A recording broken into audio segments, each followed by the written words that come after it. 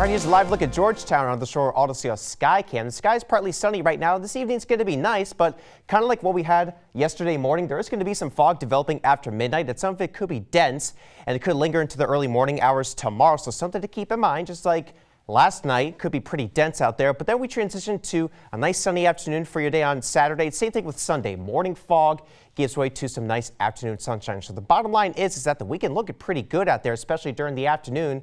But the rain chance will be on the increase, specifically by the middle of next week.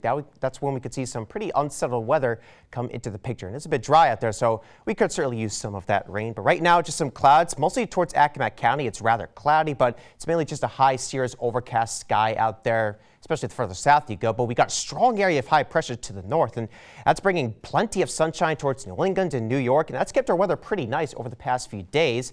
And it's going to help to suppress all of this humidity and shower activity to our south, at the very least for this weekend. So for the time being, for the next couple days, we're looking pretty good out there. But the humidity is going to remain a bit on the elevated side. Now, we're not talking about anything severely uncomfortable, but it's not going to be that crisp fall-like air that we had earlier this month. More so kind of typical for this time of the year, but it does noticeably get a bit more sticky by Tuesday and Wednesday. And that's also when we see our highest rain chances come into the picture as well.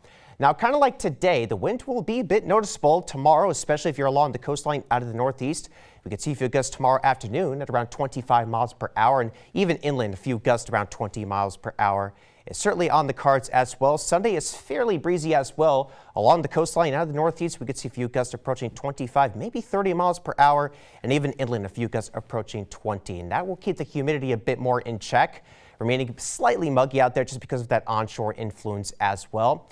So for time now futurecast, what we can expect at the very least for the fog tonight. Notice how, especially for interior locations, the upper shore in Delaware, patches of dense fog out there, 6 a.m. Saturday, breaking out to a lot of sunshine out there by the afternoon with a few cirrus clouds dotting the area. But I do think overall the afternoon averages out to a mostly sunny sky out there. But then Sunday, again, we see patches of patchy fog, specifically the further inland you go. The breeze along the coastline may help to mitigate some of that fog potential Sunday morning, but then once again breaking out to a lot of sunshine by the afternoon. So bottom line, the weekend looking fairly good out there.